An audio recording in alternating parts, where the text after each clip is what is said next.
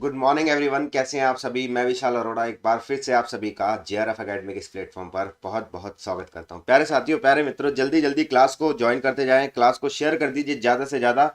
और एक बार जल्दी से कमेंट सेक्शन में मुझे बता दीजिए वॉइस एकदम क्लियर है, किसी प्रकार की कोई डिस्टर्बेंस तो नहीं है।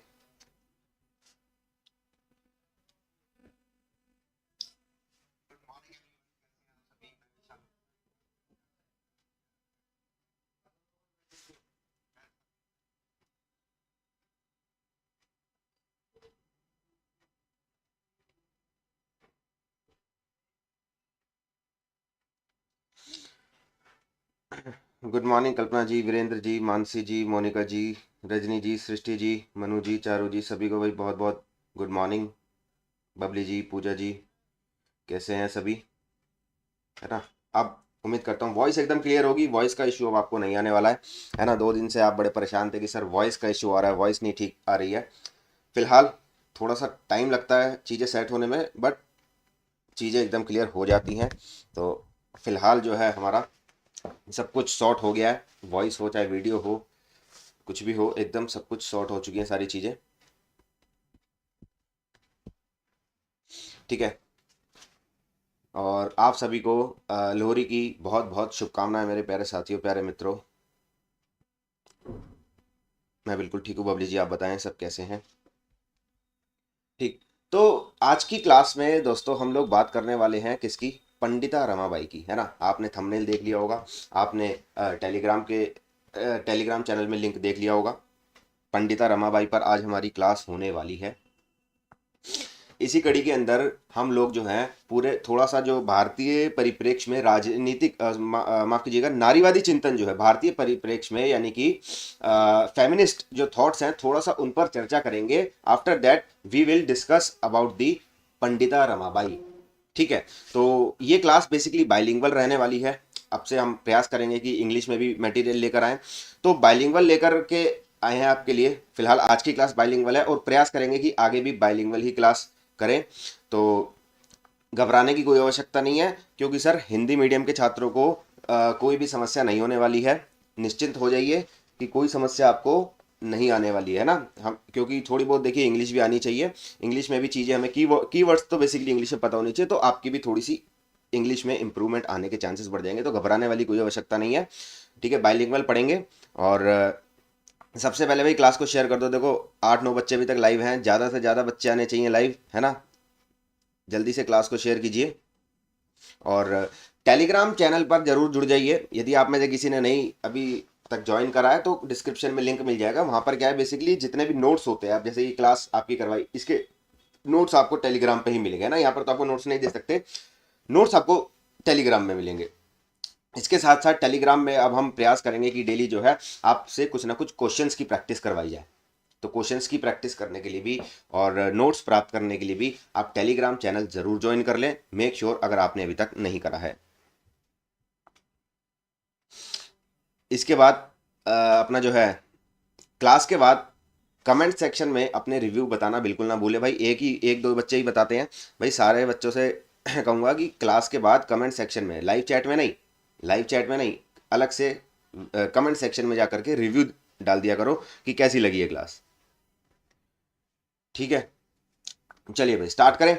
एक बार सभी का लाउड यस आ जाए, उसके बाद हम आगे मूव होंगे। उसके बाद we will start the class. ठीक है, एक बार जल्दी से कमेंट सेक्शन में लाउड यस आ जाना चाहिए भाई।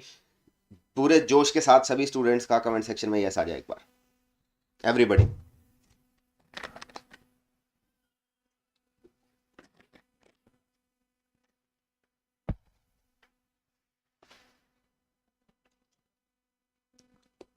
मेरे से कमेंट नहीं हो रहा बेटा, थोड़ा सा आप अपने आईडी लॉगिन करने का प्रयास करें, क्योंकि आईडी अगर आपने लॉगिन नहीं करी होगी तो कमेंट नहीं होगा। चलिए आगे बढ़ते हैं प्यारे मित्रों, प्यारे साथियों, अब चलते हैं आगे।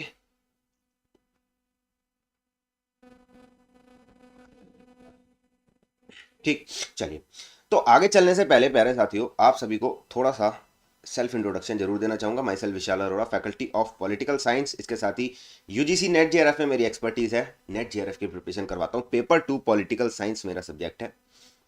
ठीक है, पेपर 2 में किसी भी प्रकार की समस्या आपको मेरे साथ बिल्कुल भी नहीं आने वाली है। पेपर 2 की यदि आप प्रिपरेशन कर रहे हैं तो यहीं पर यूट्यूब पर आपको फ्री ऑफ कॉस्ट यानी कि बिना एक भी पैसा लिए आपको बेहतरीन से बेहतरीन नोट्स प्रोवाइड करवाऊंगा और बेहतरीन प्रिपरेशन आपको करवाऊंगा।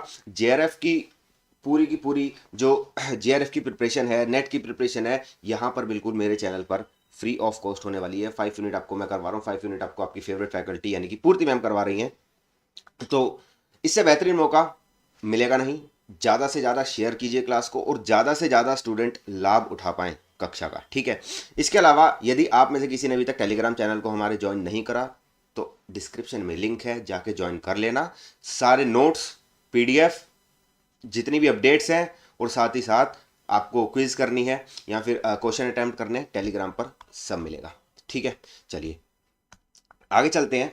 ये देखिए आज की क्लास में हम लोग पढ़ने वाले पंडिता रमाबाई स्टार्ट करने जा रहे हैं अपना आज का लेक्चर पंडिता रमाबाई के ऊपर।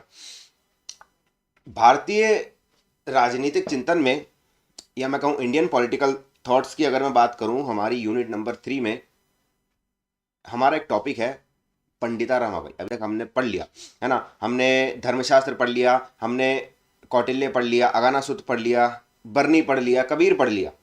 ये थोड़े से, अब देखो बरनी की बात, माफ कीजिए, धर्मशास्त्र की बात करूं जिसमें मैंने मनु को ही पढ़ा था, कौटिल्य की बात करूं, अगानासुत की बात करूं, ये प्राचीन, ये आपके एंशियंट इंडियन थॉट्स में आ जाएंगे ना, प्राचीन लगभग 2000 साल पहले की बात, 2-2500 साल पहले की बातें हो गई सारी। फिर हमने मध्य युग में क्या क्या पढ़ा, मध्य युग में हमने पढ़ा जियाउद्दीन बरनी को और कबीर को। पढ़ा कि नहीं पढ़ा, जल्दी बोलो कमेंट सेक्शन में।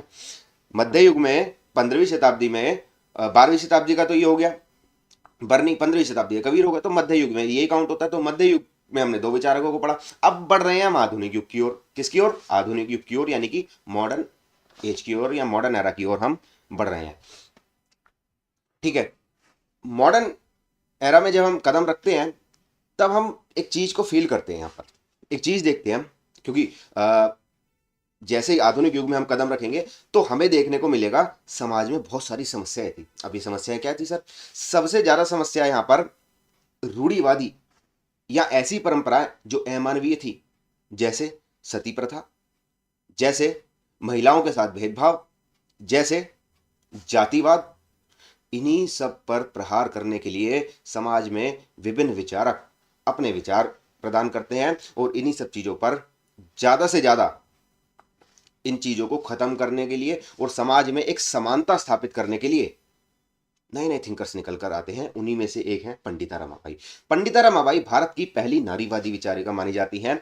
और नारीवाद क्या है, सबसे पहले हम थोड़ा सा इसके बारे में जान लेते हैं। भाई नारीवाद क्या है, देखिए नारीवाद ऐसी विचारधारा या ऐसा स्कूल ऑफ थॉट जो कि नारी की समानता की बात करता है, उसे हम नारीवाद कहते हैं। ऐसा नारीवादी थॉट या ऐसी नारीवादी विचार परंपरा जो नारियों की समानता, सामाजिक समानता, आर्थिक समानता, राजनीतिक समानता, नारियों के अधिकार दिलाने की बात करते हैं, उसको हम नारीवाद कहते हैं। इंग्लिश में बोले तो फेमिनिज्म या फेमिनिस्ट आइडियाज कह लीजिए, फेमिनिस्ट थॉट्स कह लीजिए आप। कुल मिलाकर कहने का मतलब यह है कि नारीवादी चिंतन के अंतर्गत हमें पंडिता रमाबाई को छोड़कर बिल्कुल आगे नहीं बढ़ना है, क्योंकि नारीवादी चिंतन पढ़ रहे हैं भारत के परिप्रेक्ष्य में और पंडिता रमाबाई को छोड़ दिया तो हमारा परिप्रेक्ष्य, नारीवादी परिप्रेक्ष्य बिल्कुल अधूरा रह जाएगा। जैसे वेस्टर्न थिंकर्स की हम बात करें तो वेस्टर्न थिंकर्स में हमारी मैरी वॉलस्टोनक्राफ्ट के जो विचार हैं वो बड़े क्रांतिकारी विचार हैं। किसके लिए, नारी के लिए, फेमिनिस्ट आइडियाज के लिए, है ना। जैसे हम वेस्टर्न थिंकर्स में मैरी वॉलस्टोनक्राफ्ट को छोड़कर आगे नहीं बढ़ सकते। सिमिलरली हम इंडियन थिंकर्स के अंदर या इंडियन पॉलिटिकल थॉट्स के अंतर्गत अगर हम फेमिनिज्म की बात कर रहे हैं तो पंडिता रमाबाई को हम निगलेक्ट नहीं कर सकते, उन्हें पढ़ना जरूरी हो जाता है। यही कारण है कि आपके सिलेबस में पंडिता रमाबाई ऐड की गई हैं, ठीक। अब देखिए कुछ परिप्रेक्ष्य क्या चल रहा था उस समय का अगर मैं आपको बताऊं तो बेटा उस समय का थोड़ा सा अगर मैं सामान्य आपको परिचय दे दूं तो नारीवाद जैसा कि मैंने आपको बताया, एज आई सेड यू, कि भाई जो नारीवाद है वो बात करता है वुमेन इक्वेलिटी की, वुमेन के राइट्स की, वुमेन लिबरेशन की, है ना। तो यही सब समस्याएं समाज में थी। पंडिता रमाबाई का जन्म होता है और पंडिता रमाबाई बेसिकली 1858 से 1922 तक इनका जीवन काल रहा। 1858 से 1922 तक इनका जीवन काल रहता है और इसी काल में ये ऐसा कुछ कर जाती हैं जिसके लिए आज आप और हम इन्हें पढ़ रहे हैं। ठीक है सर, यहाँ तक की बात हर एक स्टूडेंट को क्लियर हो गई हो तो एक बार कमेंट सेक्शन में फटाफट से यस आ जाए सभी स्टूडेंट्स का। ठीक है, बेसिकली थोड़ा सा अगर मैं आपको परिप्रेक्ष्य बताऊं तो समाज में जो स्त्रियों की दशा इतनी ज़्यादा खराब थी तो पंडिता रमाबाई पहली नहीं है जिन्होंने नारियों की समानताएं बात करी, हालांकि पहले भी कर चुके हैं, लेकिन इन्होंने जितना जोर दिया, इन्होंने स्वाधीन रूप से जोर दिया, क्योंकि ये खुद महिलाएं हैं और खुद महिला है और इन्होंने स्वाधीन रूप से जोर दिया महिलाओं की मुक्ति के लिए और सबसे ज्यादा बल दिया, एक व्यवस्थित प्रयास करा, एक सिस्टमैटिकली वे में इन्होंने कोशिश करी नारी को समाज में मैं कहूं वुमेन का सोशल अपलिफ्टमेंट यानी कि सामाजिक उत्थान करने के लिए, इसलिए हम इन्हें अलग से पढ़ते हैं।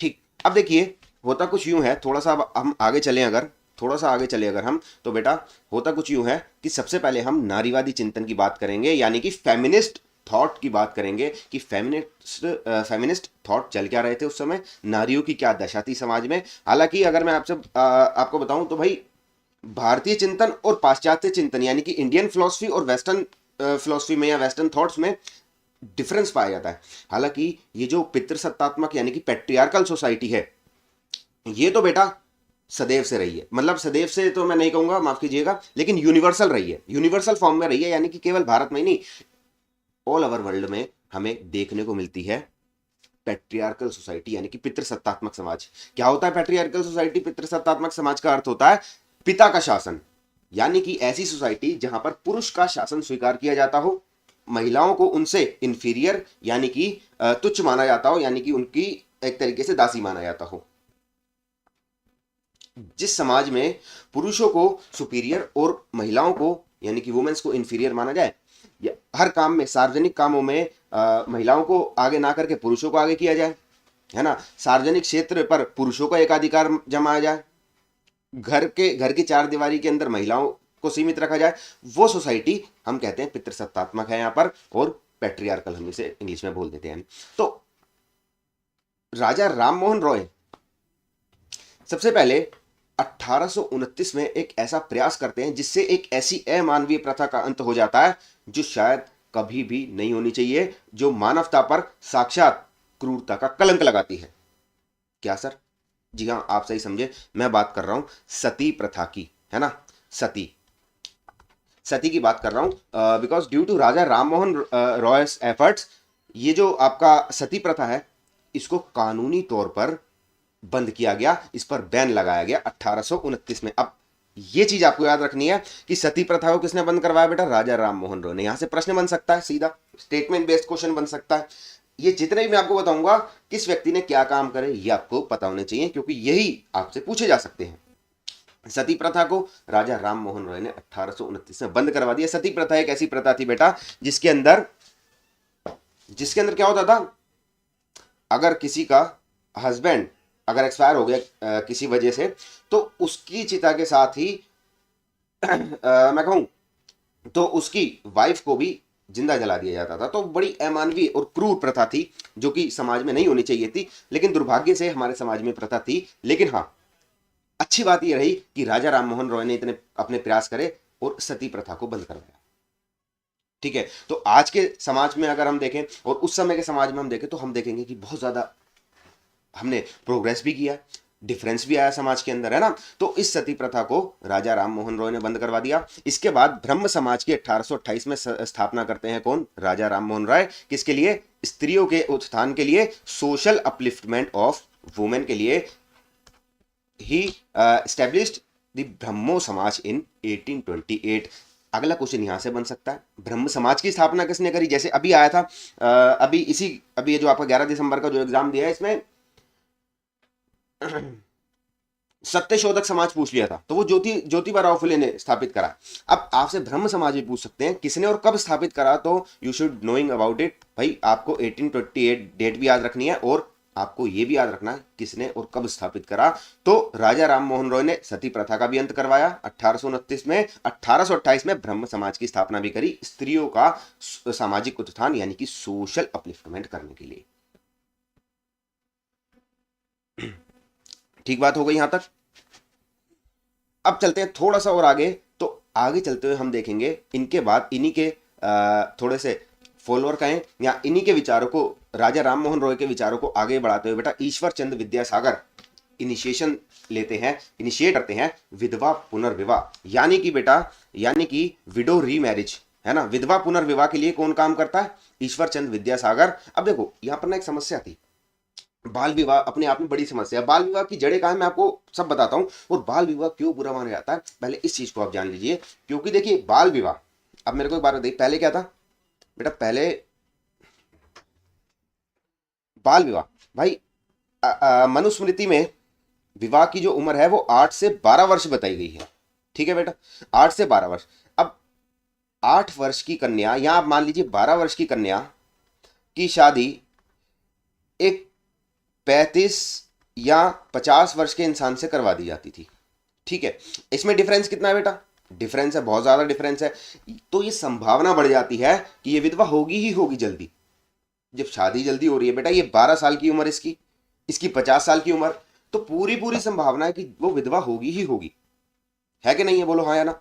तो जब विधवा होगी तो फिर सती प्रथा प्रचलित थी, सती वो विडो होगी ही होगी और सती प्रचलित थी। तो जाहिर सी बात है जैसे ही ये इंसान, इसका हस्बैंड एक्सपायर होगा, इसको भी इसकी चिता के साथ जला दिया जाएगा।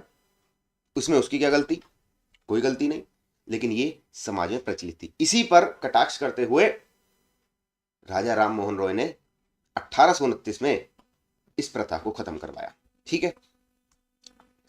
इसके बाद ईश्वर चंद्र विद्यासागर ने विधवा पुनर्विवाह, अब देखो विधवा पुनर्विवाह भी अपने आप में ऐसा कॉन्सेप्ट है कि विधवा पुनर्विवाह इतना ज्यादा अपने आप में इंपॉर्टेंट था, क्योंकि अगर कोई महिला विधवा हो गई या विडो हो गई तो ऐसी कंडीशन के अंदर उसको सामाजिक रूप से निग्लेक्ट किया जाता था, उसका तिरस्कार किया जाता था, सोशली उसको निग्लेक्ट किया जाता था। और सोशली उसको निग्लेक्ट किया जा रहा है तो सर हर एक व्यक्ति के अंदर गरिमा होती है, डिग्निटी, है ना। तो वो डिग्निटी को ठेस पहुंचती है, फिर से भेदभाव जन्मता है। तो विधवा को ये अधिकार होना चाहिए कि वो दोबारा से विवाह कर सके। भाई जिसकी 12 वर्ष की आयु में उसकी शादी हो रही है और मान लीजिए जब उसके पति की मृत्यु हुई तो वो 20 वर्ष की थी, तो आगे का जीवन 20 वर्ष तक चलो ठीक है हो गया, आगे का पूरा जीवन तो नरक हो गया। इसीलिए विधवा पुनर्विवाह जरूरी था, यही बात कही ईश्वरचंद विद्यासागर ने। और इन्हीं के प्रयासों से 1858 का विधवा पुनर्विवाह अधिनियम भी पारित हो पाया। This is very very important my dear students, जो मैंने आपको पहले बताया और अब जो बता रहा हूं। राजा राम मोहन रॉय का याद रखना, उन्होंने किस पर बल दिया? सती पर। ब्रह्म समाज की स्थापना करी ईश्वर चंद्र विद्यासागर ने। उनके प्रयासों से विधवा पुनर्विवाह अधिनियम यानी कि विडो रीमैरिज एक्ट ऑफ 1856 पास हो पाया। इसके अलावा एक और बड़े ही चर्चित या फिर मैं कहूं बड़े ही फेमस थिंकर स्वामी दयानंद सरस्वती।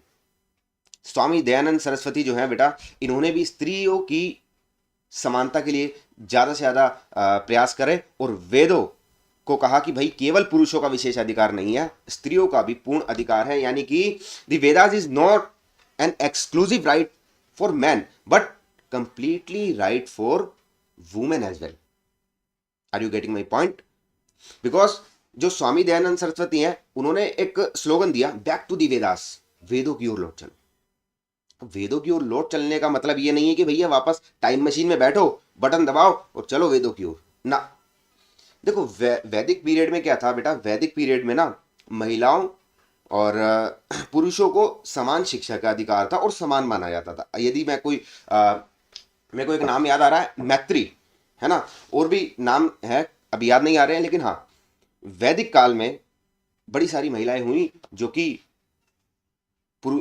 पुरुषों के समान ही फेमस थी, जिनमें से एक का नाम है मैत्री। ये लोग शिक्षा प्राप्त करके सामाजिक उत्थान का काम करते थे। उस समय महिलाओं को भी शिक्षा का अधिकार था, कोई भी इनजस्टिस नहीं होता था समाज के अंदर। अब इनजस्टिस नहीं होता था सर, तो सीधी बात है जस्टिस ही होता है ना। जब इनजस्टिस नहीं है तो यानी कि जस्टिस है। इसलिए इन्होंने बैक टू दी वेदास का स्लोगन दिया, यानी कि वेदों की ओर लौट चलो का नारा दिया और कहा वेद केवल पुरुष ही नहीं पढ़ सकते बल्कि स्त्रियां भी वेद पढ़ सकती हैं, इसलिए वेदों को पढ़ो और वेदों की ओर लौट चलो। ठीक है, इन्होंने 1875 में आर्य समाज की स्थापना करी। अगला क्वेश्चन यहीं से मैच द फॉलोइंग में भी आ सकता है, स्टेटमेंट बेस भी आ सकता है कि स्वामी 1875 में किसने आर्य समाज की स्थापना करी, या आर्य समाज की स्थापना कब और किसने करी, तो 1875 में दयानंद सरस्वती ने करी। इसके अलावा बैक टू दी वेदास यानी कि वेदों की ओर लौट चलो का नारा भी दिया। इसके बाद ज्योतिबा राव फुले, ये भी स्त्री शिक्षा का, ज्योतिबा राव फुले और इनकी वाइफ थी, दोनों ने मिलकर, सावित्रीबाई फुले इनकी वाइफ थी, दोनों ने मिलकर स्त्रियों के जीवन को उठाने के लिए, सोशल अपलिफ्टमेंट के लिए काम करा, विधवा पुनर्विवाह को सपोर्ट करा। ठीक है, शिशु हत्या को बंद करवाने का प्रयास करा, विडो रिमैरिज का प्रयास करा। ठीक है, तो ये सब चीजें भी आप याद रखिएगा। ज्योतिबा फुले ने सत्यशोधक समाज, यहां लिखा नहीं है, लिख लेना इसको, सत्यशोधक समाज की स्थापना करी, और डेट मैं आपको बता देता हूं कब करी, वो भी आपको जरूर से याद करनी है।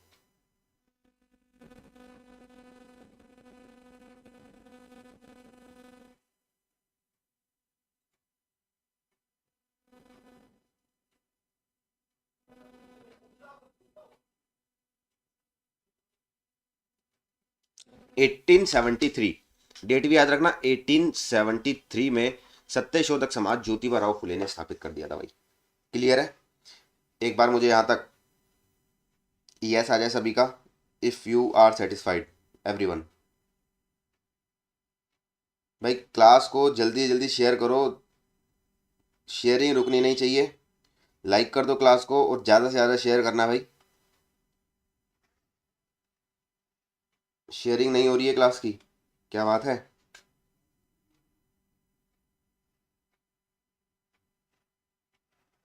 एक बार यस आ जाए सभी का, यहां तक क्लियर है कहानी अगर?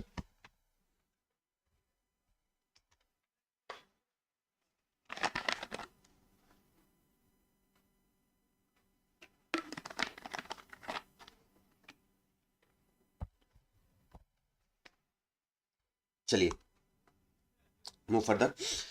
तो प्यारे मित्रों, प्यारे साथियों, ये सब था एक नारीवादी चिंतन कि कैसे भारतीय समाज में नारीवादी चिंतन आगे बढ़ रहा था। पंडिता रमाबाई पर तो हम अब जाएंगे, अभी तक तो हमने केवल नारीवादी चिंतन डिस्कस करा है, किस प्रकार का नारीवादी चिंतन था, क्या क्या स्थितियां थी समाज के अंदर, ये सारी चीजें हमने डिस्कस करी है। अब चलते हैं परिचय पंडिता रमाबाई की ओर। तो पंडिता रमाबाई भाई भारत की एक समाज सुधारिका थी, सोशल रिफॉर्मर थी, सामाजिक कार्यकर्ता थी, एक पोएट थी, कवि थी, एक एजुकेटर थी। ठीक है, बेसिकली 1858 में इनका जन्म हुआ था कर्नाटक के कनारा जिले में। याद नहीं रखना कहां पर जन्म हुआ था, एक बेसिक आइडिया होना चाहिए कि इस टाइम से बिलोंग करती है ना।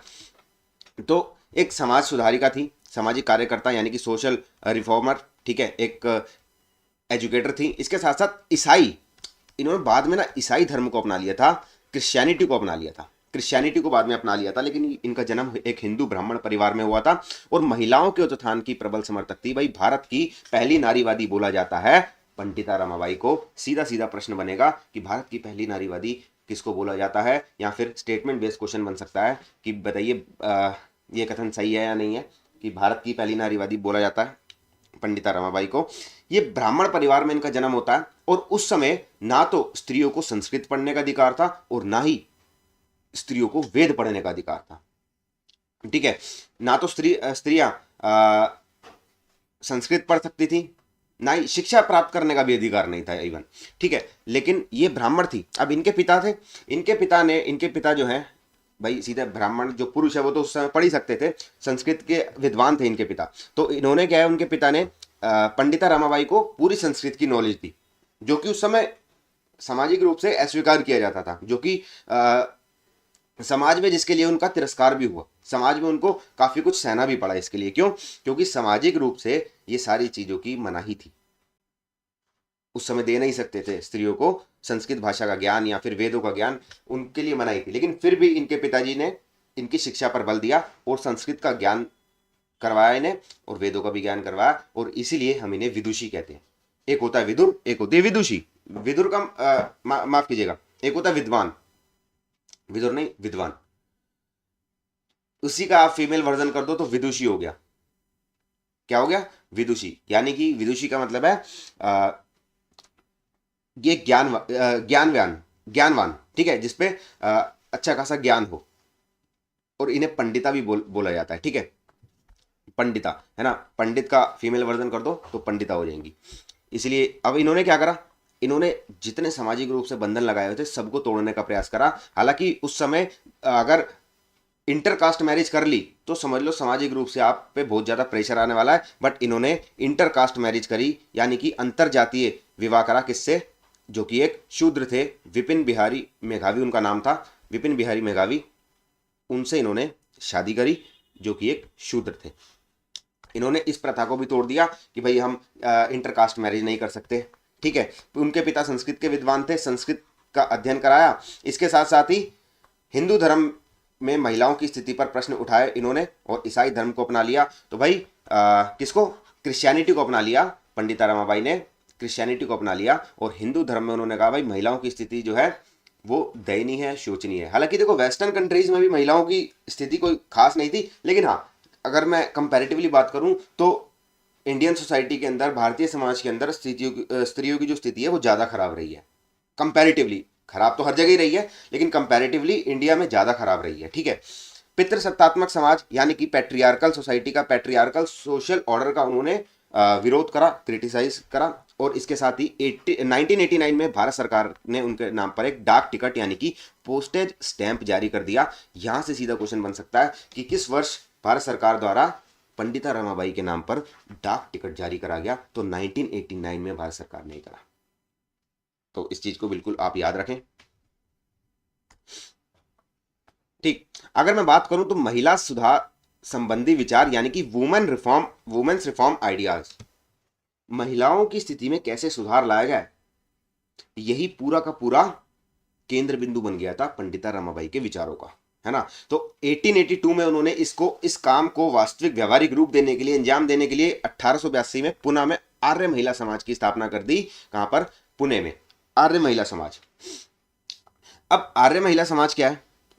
एक ऐसा संगठन है जो महिलाओं की स्थिति में सुधार लाने की बात करता है, जो कि प्रिवेंट करता है चाइल्ड मैरिज से। अब यहां से देखो एक बार प्रश्न बना, इधर आपको इनके सारे जो इन्होंने जिन जिन समाज की स्थापना करी थी रमाबाई ने वो दे दी, दूसरी तरफ उनके काम दे दिए कि भाई इसका ये किस लिए स्थापित करा गया, वो किस लिए स्थापित करा गया। तो ये चीज अब आपको याद रखनी है कि आर्य महिला समाज कब स्थापित करा गया।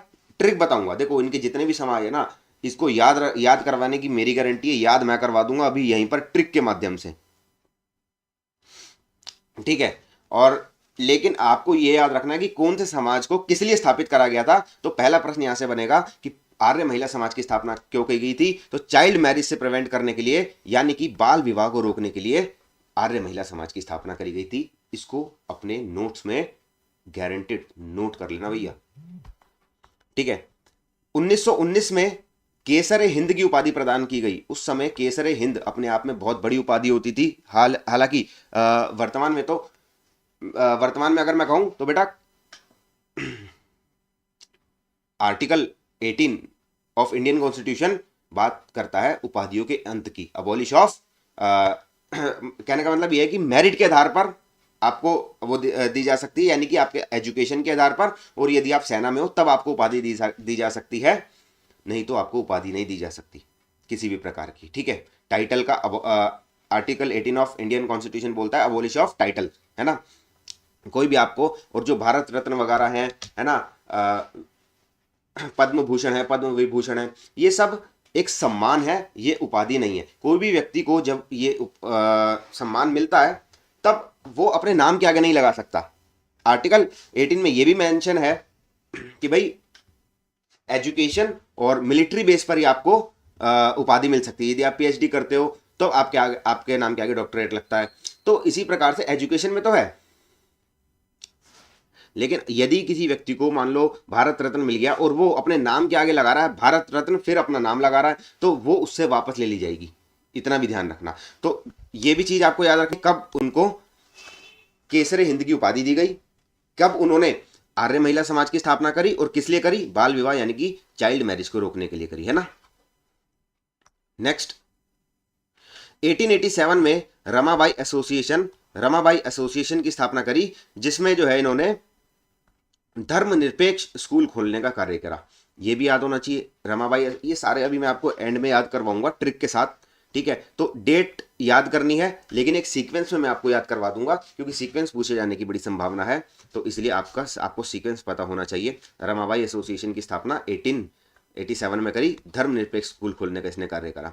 फिर 1889 में शारदा सदन की स्थापना करी, विधवाओं को आश्रय देने के लिए। ऐसे लिख लेना, जो विधवाएं हैं, जो आपकी विडोज हैं, उनको शेल्टर प्रोवाइड कराने के लिए, यानी कि आश्रय प्रोवाइड कराने के लिए, आश्रय देने के लिए शारदा सदन, ठीक है। शेल्टर एंड शारदा थोड़ा सा मैच हो रहा तो आप याद रख सकते हैं इस प्रकार से।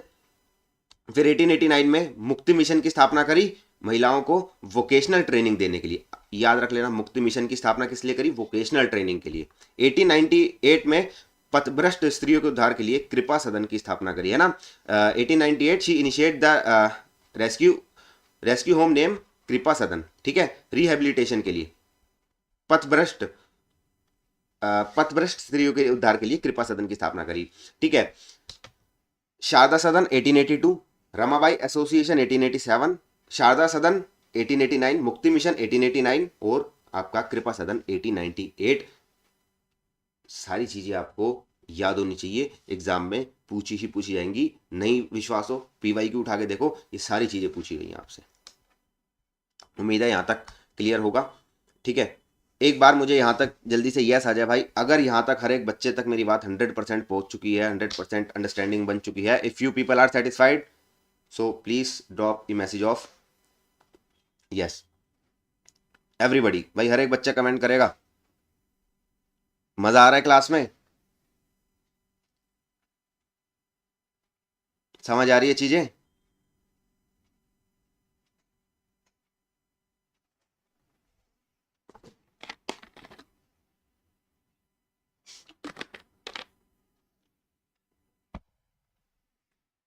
Pandita Ramabai is a very very important topic, जिसको हम बिल्कुल भी मिस नहीं कर सकते। इसमें से हर एक लाइन इंपॉर्टेंट है, हर एक लाइन इंपॉर्टेंट है, हर एक फैक्ट इंपॉर्टेंट है,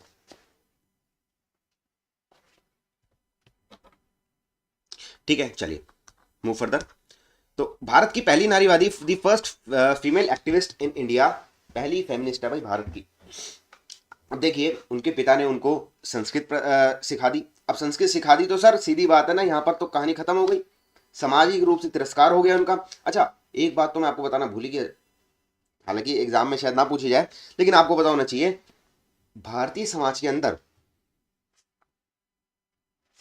पंडिता रमाबाई के जितने कार्य हैं, जितने इनके वर्क हैं, इनको मिटाने का भी प्रयास करा गया। क्यों? ताकि भारत की स्त्रियों का उत्थान ना हो पाए, और जो प्रभुत्व जमाए रखना चाहता है जो तबका, वो प्रभुत्व जमाए रखे स्त्रियों के ऊपर। ये जो हम पंडिता रमाबाई के बारे में पढ़ रहे हैं, ये हमें फॉरेन इंस्टीट्यूशन से, यानी कि मैं कहूं तो विदेशों से, विदेशी स्रोतों से इनके बारे में जानकारी इकट्ठी करके लानी पड़ी। भारत में इनकी जानकारी को मिटाने का प्रयास करा गया, भारत में इनकी जानकारी नहीं मिली, इंग्लैंड अमेरिका वगैरह गई थी, वहां से इनकी जानकारी हमें मिली, और वहां से लेकर आज हम इन्हें पढ़ रहे हैं। ये बात अपने आप में एक यूनिक है ना, तो पता होना चाहिए आपको। तो first female activist in India, देखो 1878 में ये कलकत्ता जाती हैं, और इन्हें क्या मिलता है? सरस्वती का सम्मान, टाइटल मिलता है किसका? सरस्वती का। क्यों मिलता है सर? देखो, सरस्वती ज्ञान की देवी, ये कलकत्ता यूनिवर्सिटी में गई और इन्होंने अपनी प्रखर एकदम प्रतिभा दिखाई, वहां पर अपना टैलेंट दिखाया संस्कृत का। वहीं पर इन्हें सरस्वती और पंडिता की उपाधि दी गई कैलकाटा यूनिवर्सिटी के द्वारा 1878 में। अगला क्वेश्चन यहीं से तैयार है आपके लिए कि पंडिता रमाबाई को कब दी गई थी उपाधि, सरस्वती की या पंडिता की? तो 1878। और ये तो पीवाईक्यू आ ही चुका है कि क्यों दी गई थी। नीचे ऑप्शन थे कि महिलाओं के सुधार की उन्होंने बात करी इसलिए, सामाजिक सुधार की बात करी इसलिए, ऑप्शन में यह भी था कि उन्हें संस्कृत का ज्ञान था इसलिए। तो संस्कृत का ज्ञान था इसलिए उन्हें सरस्वती और पंडिता की उपाधि मिली। याद रखना भाई। पहली बुक जो है उनकी स्त्री धर्म नीति, 1880 में पब्लिश हुई। तो पहली बुक याद कर लेना स्त्री धर्म नीति, और डेट भी याद कर लो तो ज़्यादा बढ़िया। ठीक है, इसके अलावा इन्होंने विडो रीमैरिज यानी कि विधवा पुनर्विवाह का समर्थन करा, है ना। जो ऑर्थोडॉक्स सोशल सिस्टम था यानी कि सामाजिक रूढ़िवादी व्यवस्था थी उसका विरोध करा। इसके अंदर अगेंस्ट चाइल्ड मैरिज यानी कि बाल विवाह का विरोध करा। डोमेस्टिक वायलेंस घरेलू हिंसा का भी उन्होंने विरोध करा। तो ये सारी चीजें उन्होंने एक, देखो महिलाओं से संबंधित घरेलू हिंसाएं भी होती हैं, अब भी होती हैं, पहले भी होती थी, हालांकि अब कम है लेकिन पहले बहुत ज्यादा होती थी। इसके अलावा विधवा पुनर्विवाह, इन सारी चीजों पर जो चीजें महिलाओं को दबाकर रखती हैं समाज में, उस सारी चीजों पर इन्होंने प्रहार करा। और मैं आपसे बार बार कहता हूं, हर बार मैं आपसे ये बात कहता हूं बेटा कि यदि समाज को बदलना है, समाज को बदलना है तो एक काम करना पड़ेगा। तो काम क्या करना पड़ेगा आपको कि भैया एजुकेशन सिस्टम पर काम करना पड़ेगा, एजुकेशन को थोड़ा सा चेंज करना पड़ेगा, एजुकेशन को बदलना पड़ेगा।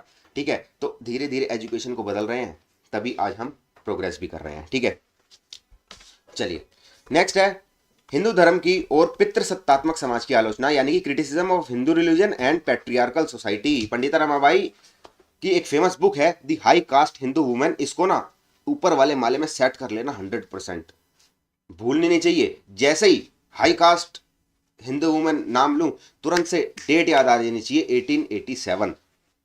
1887 अब ये सबसे ज्यादा इंपॉर्टेंट है और ये पूछी भी जाती है और पूछी गई भी है, PYQ है कि भाई हाई कास्ट हिंदू वुमेन किसके द्वारा लिखी गई? उच्च जाति की हिंदू महिला, हाई कास्ट हिंदू वुमेन। देखो पंडिता रमाबाई ये एक पुस्तक लिखती है हाई कास्ट हिंदू वुमेन 1887 में, डेट भी याद होनी चाहिए। इस पुस्तक के अंदर बताती हैं हिंदू जाति के अंदर दो डिवीजन करती है महिलाओं के। पहला वे जो उच्च जाति की हिंदू महिलाएं हैं, दूसरी वो जो निम्न जाति की हिंदू महिलाएं हैं। अब ये कहती हैं जो उच्च जाति की हिंदू महिलाएं हैं उन्हें निम्न जाति की हिंदू महिलाओं से ज्यादा शोषण झेलना पड़ता है। उन्हें दो तरफा शोषण क्या झेलना पड़ता है? एक तो भाई महिला है वही अपने आप में शोषण, दूसरी तरफ उच्च जाति की हैं या किसी ब्राह्मण परिवार से संबंध रखती हैं या किसी उच्च जाति से संबंध रखती हैं, तो सीधी बात है उन्हें तो सीधा ताना दे दिया जाता है कि भाई तुम्हें खानदान की इज्जत रखनी चाहिए थोड़ी, है ना। मतलब समझ ही रहे हैं आप कि हाई कास्ट है, उच्च जाति में है, तो तरह तरह के प्रतिबंध लगाते हैं, है ना। तो निम्न जाति के हैं तो फिर भी उन्हें भाई रोटी कमाने के लिए बाहर निकलना पड़ेगा। उच्च जाति की महिलाओं को बाहर नहीं निकलने दिया जाता, है ना, घर के बाहर नहीं कदम रखने दिया जाता। तो ये सारी चीज इस पुस्तक के अंदर रमाबाई बताती हैं। और the high caste Hindu women is also considered as first feminist manifesto. इसको पहला नारीवादी मैनिफेस्टो भी कहते हैं। मैनिफेस्टो का मतलब क्या होता है? घोषणा पत्र। अब आपसे अगला प्रश्न यहां से बन सकता है कि निम्नलिखित में से किसे भारत का पहला नारीवादी मैनिफेस्टो कहते हैं? तो फर्स्ट फेमिनिस्ट मैनिफेस्टो कहते हैं हम हाई कास्ट हिंदू वुमेन को, जो कि पंडिता रमाबाई द्वारा लिखी गई है 1887 में। ठीक है, यहां पर उन्होंने कहा कि मनुस्मृति के नियमों ने स्त्रियों का जीवन कष्टप्रद बनाया। देखो मनुस्मृति, जब मैंने आपको पढ़ाया था बेटा मनु धर्मशास्त्र पढ़ाया था, तब मैंने आपको मनुस्मृति भी बताई थी।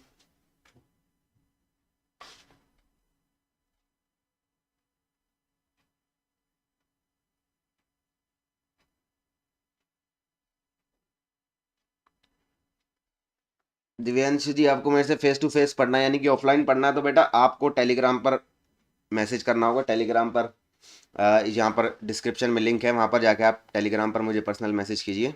उसके बाद मैं आपको बता दूंगा कैसे पढ़ पाएंगे आप पर्सनली।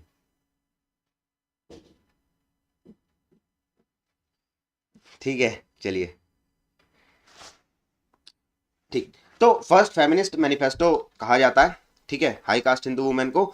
इन्होंने इसके साथ साथ ये भी कहा जो मनुस्मृति है, देखो धर्मशास्त्र में महिलाओं को थोड़ा सा, धर्मशास्त्र में महिला को थोड़ा सा क्या काफी ज्यादा इंफीरियर दिखाया गया है ना, कि स्त्री स्वतंत्र रहने योग्य नहीं है मनुस्मृति में, कि स्त्री जो है स्वतंत्र रहने योग्य नहीं है।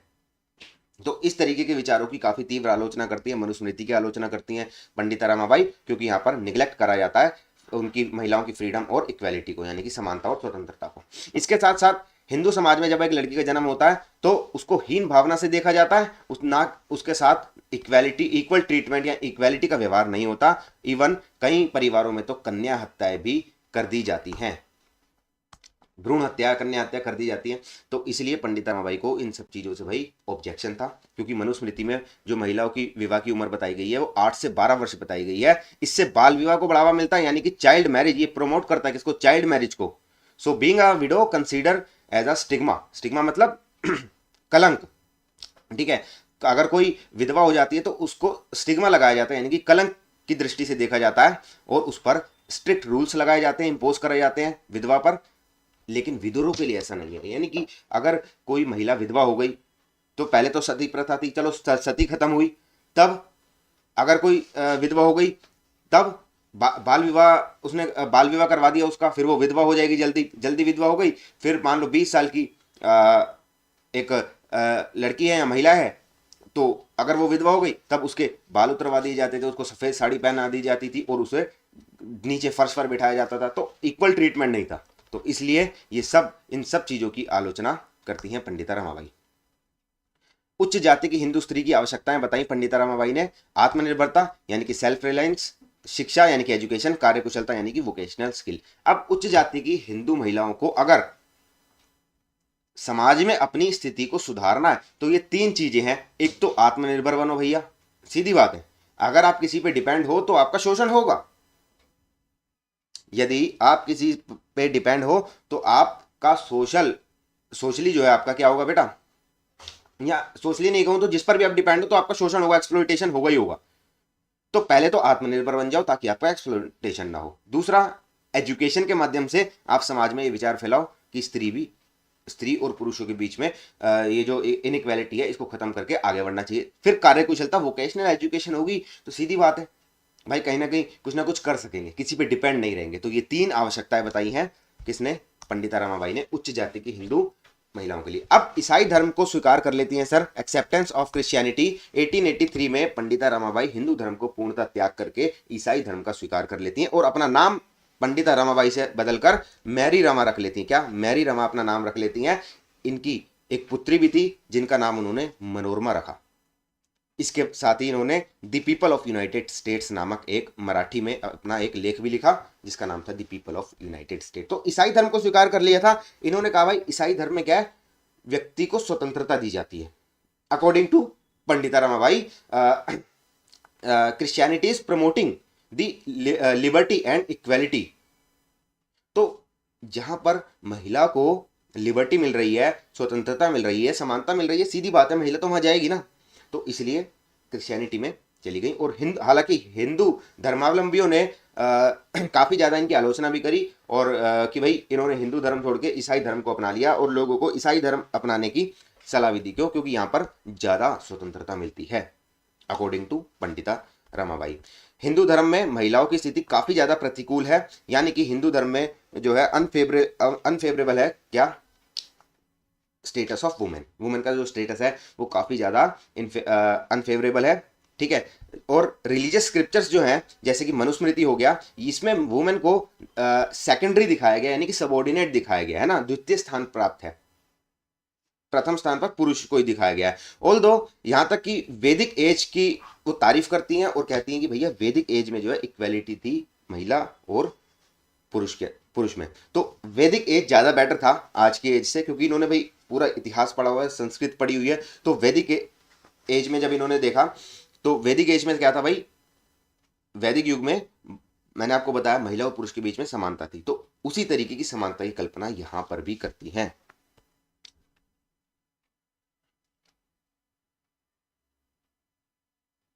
ठीक, the high cast of Hindu women में हिंदू महिलाओं की पीड़ित स्थिति का उल्लेख करा, याद रख लेना, पुस्तक का नाम विद ईयर, ठीक है।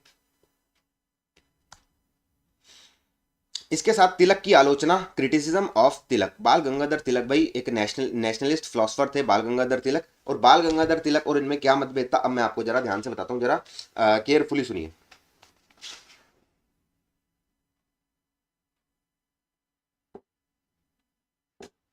ओके भाई, पीडीएफ को छोटा कर देते हैं, चलो पीडीएफ आपको वहां मिल जाएगी टेलीग्राम पर, टेलीग्राम पे आप ले लेना पीडीएफ, टेंशन ना लो आप, ठीक है सर जी। तो मास्टर जी हम बात कर रहे हैं भाई बाल गंगाधर तिलक और पंडिता रमाबाई के बीच में क्या मतभेद है। देखो, रामाबाई कहती है सामाजिक सुधार होना चाहिए, अर्थात सोशल रिफॉर्म होने चाहिए। अगर सोशल रिफॉर्म नहीं हो रहा तो भाई समाज में एक जो स्थिति है, समाज की स्थिति बड़ी दयनीय रहने वाली है। लेकिन अब ब्रिटिश गवर्नमेंट सुधार कर रही है या इंडियन गवर्नमेंट सुधार कर रही है, बेसिकली रिफॉर्म होने चाहिए। अब तिलक क्या कहते थे, ब्रिटिश गवर्नमेंट अच्छे रिफॉर्म करे या बुरे रिफॉर्म करे, यानी कि अच्छे सुधार करे या फिर बेकार काम करे, इनको मार के भगाओ, इनको डंडों से मारो और यहां से भगा दो, है ना। हमारी भारत सरकार, हमारा भारत हम खुद संभाल लेंगे, इन्हें भगाओ, हमें नहीं चाहिए अच्छे सुधार। लेकिन रमाबाई इधर क्या कह रही है, ये सुधार कर रहे हैं तो इन्हें करने दो सुधार, सुधार होने चाहिए, बेसिकली रिफॉर्म होने चाहिए। अगर तिलक क्या कह रहे भाई, अगर सुधार करने इन्हें तो इनके बस की नहीं सुधार करना, सुधार हम खुद कर लेंगे, ये जो भी सुधार करेंगे अपने लालच के लिए करेंगे, इसलिए इनको पहले यहां से भगाओ, सुधार हम करेंगे, यानी कि भारतीय खुद करेंगे। तो बस यहीं पर आलोचना थी कि तिलक कहते थे भाई पहले तो इन अंग्रेजों को, बदमाशों को भगा दो यहां से, बाद में सुधार कर लेंगे हम अपने आप। पंडिता रमाबाई क्या कह रही है, अंग्रेजों को तो भगाते जाओ, बाद में ही भगा लेंगे, पहले आप सोशल रिफॉर्म कर लो, पहले आप सामाजिक स्थिति, सामाजिक सुधार कर लो जिसमें महिलाओं की स्थिति ऊपर उठ जाए। बस यही दोनों में क्या था, दोनों में यही डिफरेंस था। तिलक मानते, रामाबाई ने बोला जो तिलक है ना वो सामाजिक सुधार और महिलाओं के समान अधिकारों के समर्थक नहीं है। ये तिलक पर आरोप लगाती हैं पंडिता रमाबाई कि वो सामाजिक सुधार नहीं करना चाहते, वो महिलाओं को समान अधिकार नहीं देना चाहते। क्यों? क्योंकि सर तिलक ब्रिटिश सरकार द्वारा किए गए सामाजिक सुधारों के विरोध में थे। तिलक कहते ये अच्छे करें या बुरे करें, हमें तो इनका विरोध करना ही करना, इन्हें भगाना ही भगाना। तिलक ने कहा भाई देखो ब्रिटिश जो गवर्नमेंट है, Tilak believe that British government was dividing Indian society, वो भारतीय समाज को बांट रही है, विभाजित कर रही है।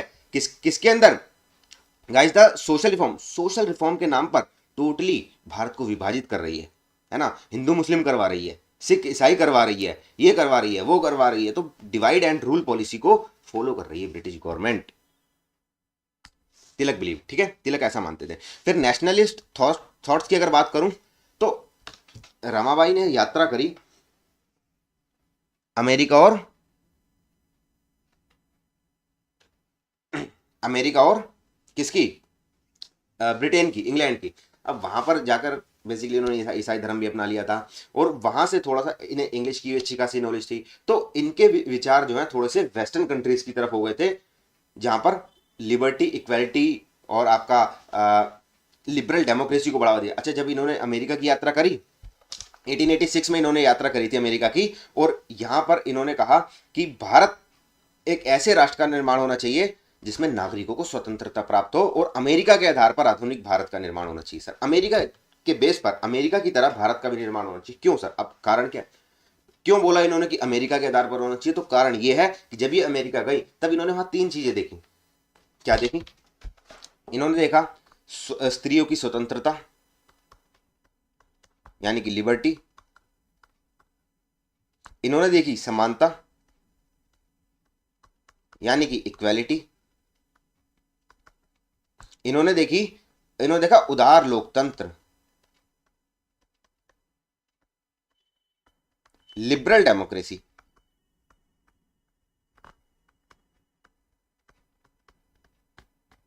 ठीक है, ये तीन चीज इन्होंने अमेरिका से सीखी, स्वतंत्रता, समानता, उदार लोकतंत्र, और इसी के आधार पर इसीलिए उन्होंने कहा कि आधुनिक भारत का निर्माण अमेरिका के आधार पर होना चाहिए, क्योंकि वहां पर लिबर्टी, इक्वालिटी और लिबरल डेमोक्रेसी है। ठीक, इसके बाद थॉट्स ऑन कास्ट सिस्टम। भाई जाति व्यवस्था पर क्या विचार थे? तो जाति व्यवस्था की तो कंप्लीटली क्रिटिसिज्म करती थी, जाति व्यवस्था की आलोचना करती थी, और उन्होंने कहा कि जब शास्त्र लिखे गए तब ना तो शूद्रों से कोई सलाह ली गई, ना नारियों से कोई बात पूछी गई, कोई सलाह किसी से नहीं ली गई, एक तरफा सामाजिक बंधन लगा दिए गए, एक तरफा रूप से जो है स्त्रियों पर प्रतिबंध लगा दिए गए। और जाति व्यवस्था का जो आर्य मॉडल है, यानी कि ये जो वर्ण व्यवस्था है, यही जिम्मेदार है भारत के अपघटन की, यानी कि भारत की सामाजिक व्यवस्था गिराने के लिए यही जिम्मेदार है। और संस्कृत भाषा स्त्री विरोधी है ना। Sanskrit language is considered anti women, क्यों एंटी वुमेन क्यों? क्योंकि स्त्रियों को संस्कृत सीखने का अधिकार नहीं था, मैंने आपको बताया, इन्होंने फिर सीखी, तो इसलिए एंटी वुमेन कहा इन्होंने संस्कृत लैंग्वेज को।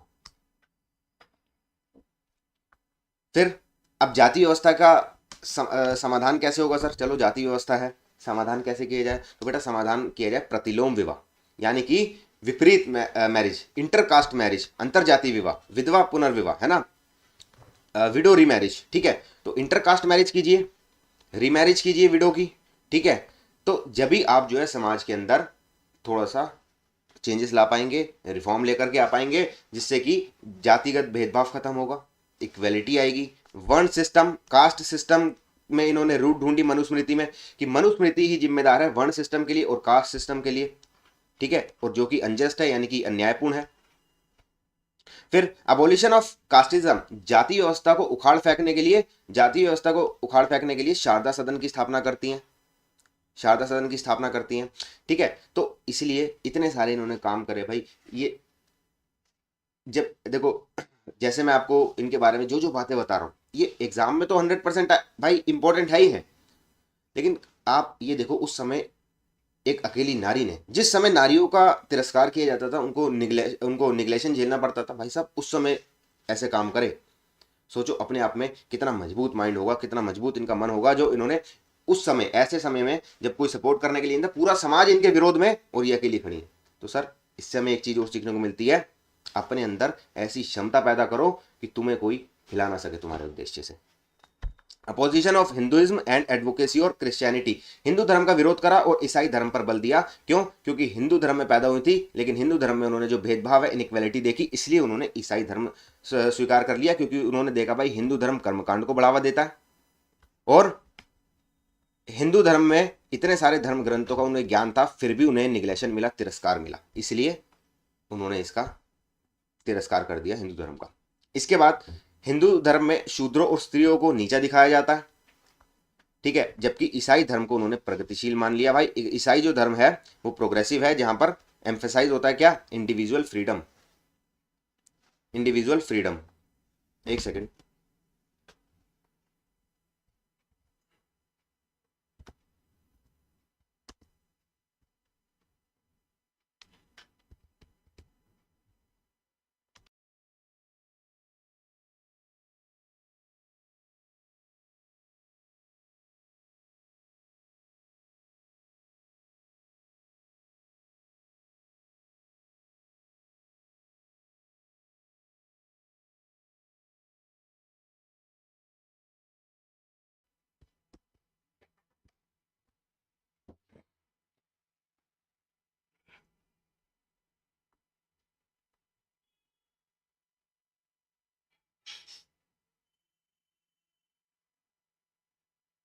जी बाइलिंगुअली पढ़ा रहा हूँ, आपको क्या लग रहा है?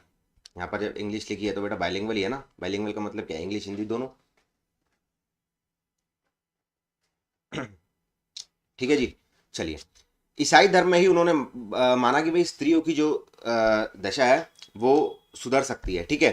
क्रिश्चियन फेथ में उन्होंने थोड़ा सा बिलीव करा कि भाई यहाँ पर वुमेन का प्रोग्रेस हो सकता है, यहाँ पर वुमेन जो है कुछ अचीव कर सकती है सोशल सिस्टम के अंदर, ठीक है। तो हिंदू धर्म को टोटली निग्लेक्ट कर दिया, क्योंकि वहां पर भेदभाव काफी ज्यादा इनके साथ हुआ। अब इन्होंने बोला कि महिलाओं की स्थिति में अगर सुधार लेकर आना है तो भैया 3 काम कर लो। वैसे तो उच्च जाति की हिंदू वुमेन के लिए वो 3 काम बताए थे, यहाँ पर भी एक 3 काम बताए हैं कि एक तो आपको आत्मनिर्भरता बनानी है, दूसरा आपको एजुकेशन पर बल देना है, और तीसरा आपको वुमेन टीचर। देखो एक वुमेन टीचर और वुमेन डॉक्टर पर बड़ा बल देती थी, क्यों? क्योंकि वुमेन अगर टीचर बनेगी तो औरों को उस हिसाब से शिक्षा देगी, ठीक है, सीधी बात है भाई। जिस व्यक्ति का समाज में शोषण हुआ है, जब वो शिक्षक बनता है तो वो कोशिश करता है कि समाज में शोषण को रोका जाए, पहली चीज ये। दूसरी बात, डॉक्टर इसलिए कि भाई स्त्रियों को सेवा का मौका मिल सके, तो स्त्रियां डॉक्टर भी होनी चाहिए और स्त्रियां टीचर भी होनी चाहिए। तो जब स्त्रियां डॉक्टर टीचर बनेंगी तब समाज आगे बढ़ेगा, जब स्त्रियों पर शिक्षा होगी तब समाज आगे बढ़ेगा, और स्त्रियां सीधी बात है आत्मनिर्भर, सेल्फ रिलायंस भी होंगी, ठीक है। तो इसलिए ये 3 बातें बताई महिलाओं की स्थिति में सुधार करने के लिए।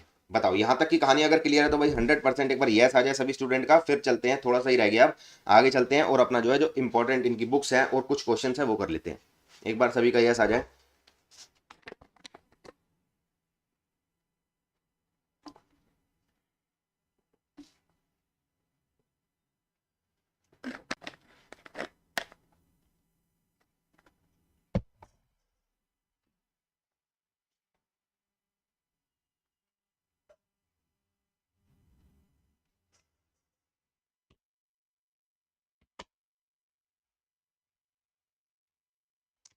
चलिए मूव फर्दर।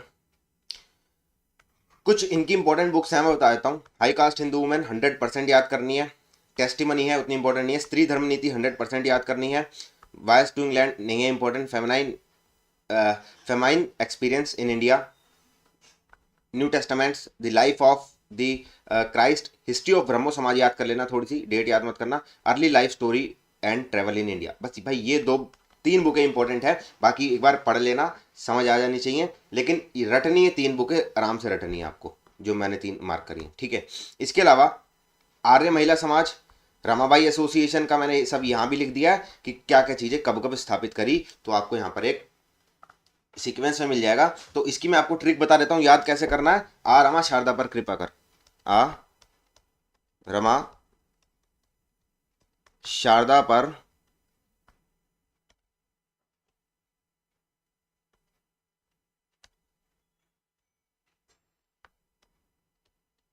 कृपा कर। अब देखो, आ से हो गया आर्य महिला समाज 1882, रमा से हो गया रमाबाई एसोसिएशन 1887, शारदा से हो गया शारदा सदन 1889 और कृपा से हो गया कृपा सदन 1898। भाई चारों सीक्वेंस में याद करवा दिया आपको, आ रमा शारदा पर कृपा करके। रमा ने शारदा पर कृपा कर दी और भाई आपको याद हो गए चारों के चारों सीक्वेंस में। डेट याद कर लेना, डेट इंपॉर्टेंट है, लेकिन सीक्वेंस भी पूछा जाता है तो सीक्वेंस भी आपको पता होना चाहिए। ठीक बात हो गई यहां तक। इसके बाद अब थोड़े से क्वेश्चन कर लेते हैं भाई। देखो कमेंट सेक्शन में आंसर दे देना, ठीक है। पोल तो यहां पर नहीं हो पाएगा, कमेंट सेक्शन में आंसर दे देना आप। पंडिता रमाबाई को पंडिता की उपाधि क्यों दी गई? Why was Ramabai given the title of Pandita? ठीक है, पी वाई क्यू है, क्या है बेटा, P Y Q. Due to social reform, due to women liberation, due to abolish of caste system, being a Sanskrit scholar, यानी कि सामाजिक सुधार करने के लिए दी गई, महिलाओं की मुक्ति के लिए दी गई, जाति व्यवस्था के उन्मूलन के लिए दी गई, या संस्कृत का विद्वान होने के लिए दी गई। कमेंट सेक्शन में ए बी सी डी जल्दी से बता दो।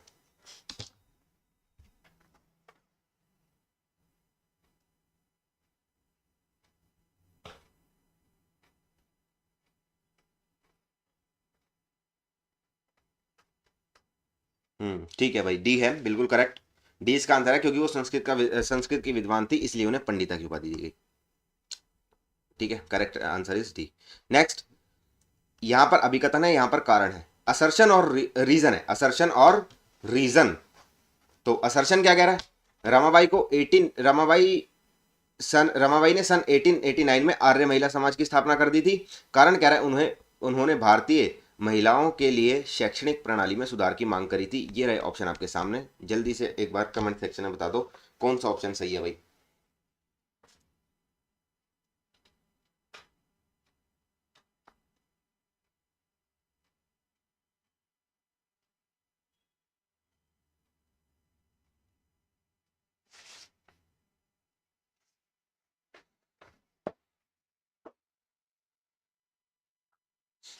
डी करेक्ट है बिल्कुल, डी करेक्ट है, क्योंकि 1889 में नहीं, 1882 में स्थापना करी थी, इसलिए पहला गलत हो जाता है लेकिन दूसरा सही हो जाता है। नेक्स्ट,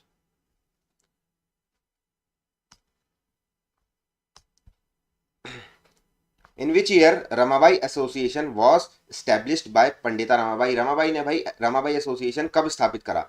82, 89, 87, 1898। कमेंट सेक्शन में।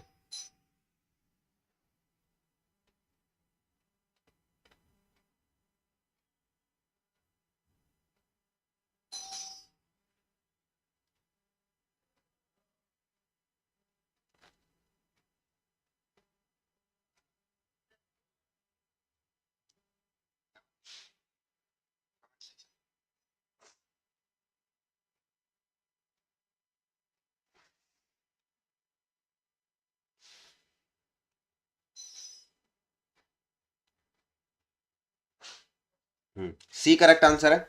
1887 में इसकी स्थापना करी थी रमाबाई एसोसिएशन की। ठीक है सर, यहाँ तक की कहानी क्लियर हो गई हो तो एक बार जल्दी से यस लिख दो कमेंट सेक्शन में। एक बार सभी का यस आ जाए भाई कमेंट सेक्शन में, एक लाउड यस आ जाए। 100% क्लियर है तो यस आ जाए। और भाई जिसने अभी तक सब्सक्राइब ना करा हो, फॉलो ना करा हो तो कर लेना, लाइक ना कराओ लाइक कर देना, शेयर ना करो शेयर कर देना, और टेलीग्राम ज्वाइन ना करो तो टेलीग्राम जरूर से ज्वाइन कर लेना, क्योंकि टेलीग्राम पर ही आपको सारी अपडेट मिलेंगी, टेलीग्राम पर ही आपको नोट्स मिलेंगे, टेलीग्राम पर आपके क्वेश्चन होंगे, सारा कुछ टेलीग्राम पर आप मुझसे कनेक्ट रह सकते हैं। तो भाई वो आप जरूर ज्वाइन कर लेना अगर नहीं किया।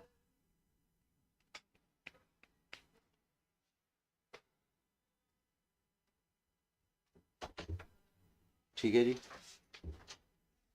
चलिए आज की क्लास को यहीं पर एंड करते हैं। मिलते हैं आपसे कल सुबह 10:30 बजे, और डेली 10:30 बजे क्लास होगी, है ना। डेली क्लास की टाइमिंग क्या है, 10:30 से 11:30। ठीक है, चलिए 10:30 से 11:30 हमारी डेली टाइमिंग रहने वाली है। कल मिलेंगे आपसे 11:30 बजे। किसी का कोई डाउट हो ना तो टेलीग्राम में पूछ सकते हैं भाई, किसी का कोई डाउट हो तो